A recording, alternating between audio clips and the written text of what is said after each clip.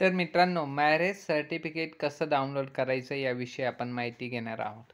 तर Googleवर आपण या ठिकाणी मॅरेज सर्टिफिकेट असं सर्च करायचं आहे. मॅरेज सर्टिफिकेट असं टाईप करून मॅरेज सर्टिफिकेट महाराष्ट्र असं सर्च केल्यानंतर या ठिकाणी आपण बघू शकता ही फर्स्ट नंबरची वेबसाईट जी आहे मॅरेज सर्टिफिकेट आपले सरकार.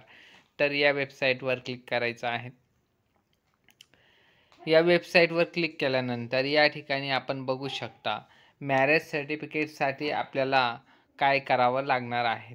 तर मित्रांनो, या ठिकाणी मॅरेज सर्टिफिकेटसाठी गट विकास अधिकारी हे बघा, सर्वप्रथम ग्रामसेवक आपल्या मॅरेज सर्टिफिकेटला अप्रूव्ह करणार आहेत, नंतर सहाय्यक गट विकास अधिकारी, नंतर गट विकास अधिकारी.